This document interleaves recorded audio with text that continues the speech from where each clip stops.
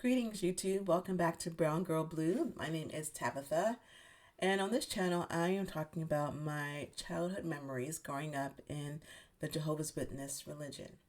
So in my first video I talked about how I was born in the Jehovah's Witness religion. I didn't know any other type of belief system in regards to religion, and that's all that I knew. And so when it was time for me to want to get baptized, and I went through all of my questions with the elders. If you haven't watched the first video, please go back and watch that, and you'll see that story. So I didn't get baptized because the elders didn't think that I was ready.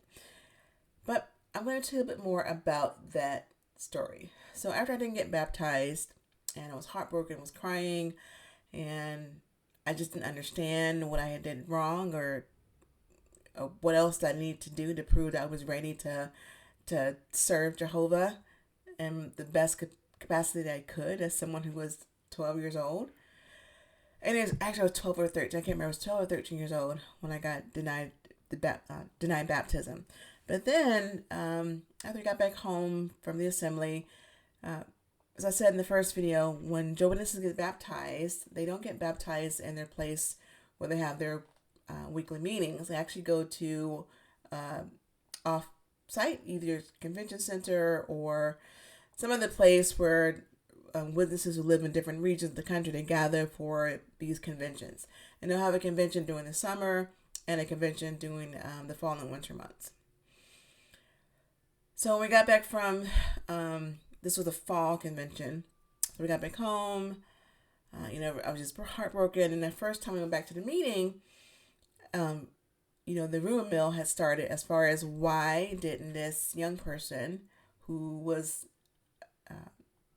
brought up in a Jehovah's Witness family, why didn't she get baptized? That means that she must have done something wrong. And if she did, what did she do wrong? What happened? So dealing with the rumor mill and people whispering, and I hadn't done anything except try and answer a few questions to prove that I was worthy to be a member of the Jehovah's Witness religion. So shortly after we got back, we got a visit from someone in leadership in the Jehovah's Witness structure, and they're known as circuit overseers. It is like a regional manager, someone that travels from congregation to congregation, making sure that the local leadership are doing things correctly to allow for the organization to work properly. So, circuit overseer came. When the circuit overseer is there, it's like having the regional managers. Everyone's on their best behavior. Everyone's coming out to the meetings. Everyone is there to see, this circuit overseer member. And they usually they are married, and this one was married. So him and his wife were there, just engaging with people. And I remember it was, because usually there for about a week, if I can recall correctly. And I think it was either the first Sunday or the last Sunday he was there. And I was sitting with my parents in one of the rows of seating. And he sat down in the seating in front of us, and he turned around and he had said how sorry he was that I wasn't able to get baptized. And this was maybe like 4 or 5 months after we had went to that convention and I was not allowed to get baptized. So some time had passed. And so he turned around and he talked to my parents and me, and he said, "I'm so sorry that happened to you, and that shouldn't have happened that way." And so over time, what I found out was the reason why that I was denied baptism from that local leadership or local core of elders was because they didn't like my parents. So my parents, they were not part of the clique of the Witness organization, but they also had their own issues as well. So my mom has always suffered from mental health problems. They were both alcoholics. So it's just a whole slew of issues that were going on in my household, which was why it was so heartbreaking for me, because the home wasn't as stable as it should have been.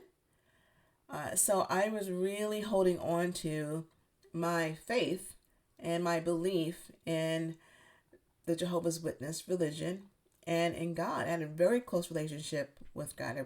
I prayed all the time. I read my Bible. I did my own Bible study with myself, and my parents weren't doing it. They were removed from doing that kind of thing anymore. They kind of had their own, way of doing things, and they had really moved. They had really at that point in their lives had moved away from the traditional expectation of what you would see with Jehovah's Witness families. And so I believed. I really believed. I was good in school. I was a great student. I was an obedient daughter.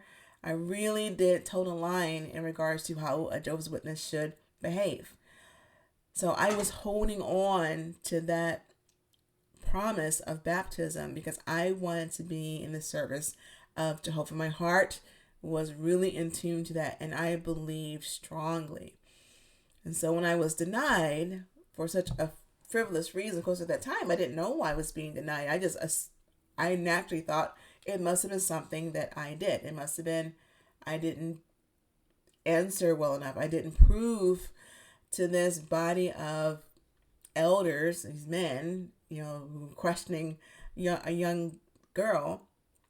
I thought it was something that I had done, which was why I was denied the ability to get baptized and to give my life over to Jehovah and over to his organization. I wanted to be a pioneer and all these plans of things that I wanted to do to prove myself. So back to, 6 months later, Circus Seer is talking to us and he just says sorry. He says sorry that it happened. I do encourage you to please try again when you want to. And at that time, I remember I was still angry. And I remember I actually teared up a little bit because my heart had been broken. I was devastated. I really lost direction of understanding, this was the natural next step for me. And then that door was closed in my face and I didn't understand why. And it was no other reason that they could give me to help me understand, because all they were telling me was, oh, we just feel you need a little bit more time, study a little bit more, and then try again. And anything that I read in the scripture, there was never a test.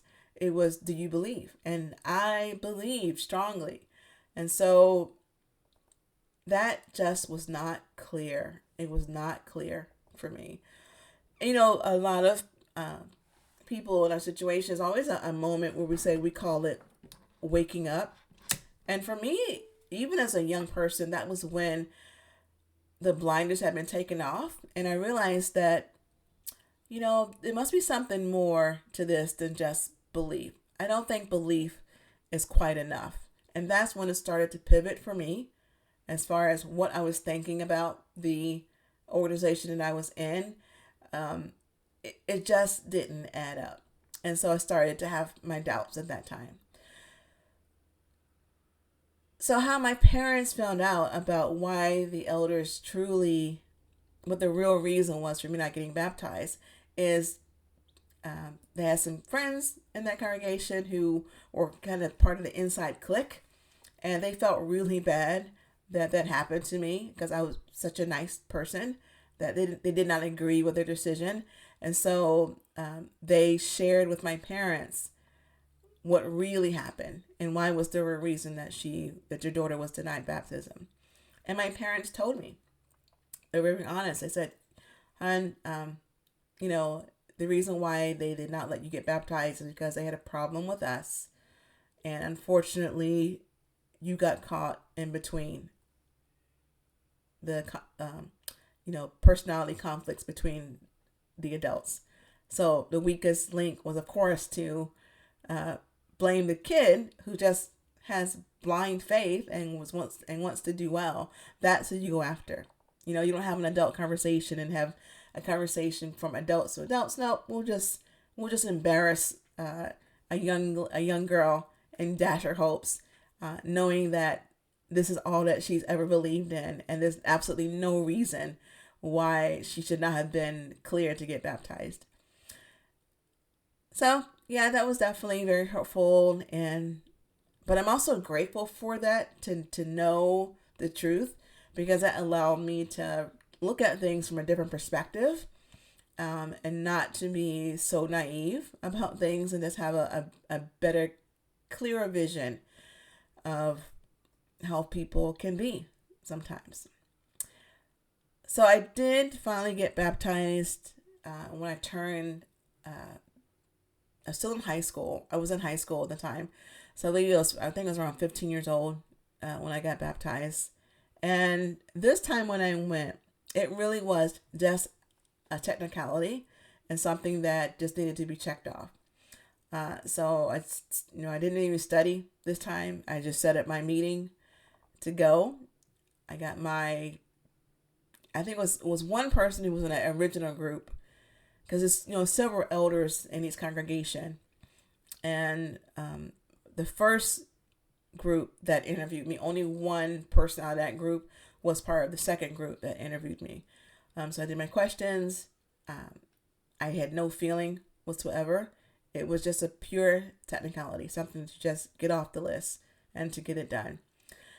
So of course I was approved to advance to be baptized. So the next convention, it just happened to be another fall convention that I was able to get baptized. And the way it's done, at least at that time, where you're in this big convention hall, and all the baptismal candidates for that convention are all seated together. So you kind of have this hallowed, honored place that you sit in the front. And at the end of the morning program, because the convention is done like in a morning session, afternoon session, at the end of the morning session, right before lunch, usually, you stand up and you answer. I think it was like 2 or 3 questions about, do you believe in Jehovah? Do you believe in, just kind of typical baptismal questions. Of course, I say typical, but also threaded in with Jehovah's philosophy as well. So you answer these 3 questions from the podium. Person given the baptismal candidate talk, and everyone answers, of course, yes to all 3 questions all together out loud. Everyone around you is so happy for you. Everyone's clapping, and then they dismiss you to get prepared, so you get changed into your clothing so you can get into the baptism pool to get baptized. So I remember I was doing that. I got baptized at that age, but I felt nothing. It was just a thing to get checked off. I just wanted to just prove to them that I could do it. And I'm not a quitter. I don't give up easily. So I just went back to get it done, to let them know that they hadn't beaten me, and that I would come back and get that finished. And so I did, and I got baptized. And then 2 years after that, at 18, I graduated high school, and then my father passed away that year. And we had already started going to meetings less and less. So we would go to a meeting maybe once a month for those next 2 years. Sometimes we didn't go at all. So we're already kind of transitioning away organically. And then after my father died, I never went back. When I think about those years of just the heartbreak that was incurred upon me, that was just out of spite, from one pair of adults to another pair of adults, and the weakest link to pick on is the kid. I guess that's what you do when you have that kind of philosophy and lack of love or conditional love. That's definitely a common thread in the Jehovah's Witness structure. So I did get baptized, and 2 years later, I pivoted away. I wasn't disfellowshipped. We call it disassociation, where you voluntarily just walk away. I think there is some similarities to where if you don't come back, then you're still considered not part of them. And that was 18, and I'm now 51. So that's 33 years that I've been away from that religion, and I feel great. That's not something that I believe anymore. I haven't for a very long time. I do have friends who are still, well, I shouldn't say that. I have family who are still in the faith and their faith, and that's okay for them, but definitely not for me. So that's my closing story about the baptism timeline. I was denied baptism at a younger age of, I think it's 12 or 13 years old. And then I got baptized a couple of years later when I was in high school, just as a technicality, so I can get it done and let them know that they hadn't beaten me. And when I turned 18 that year, my father passed away, and I never went back. I pivoted away from them. So that is my story about my baptism timeline with Jehovah's Witnesses. And that is all I have for today. So that is it today for Brown Girl Blue. Thank you for watching, and I will see you next time.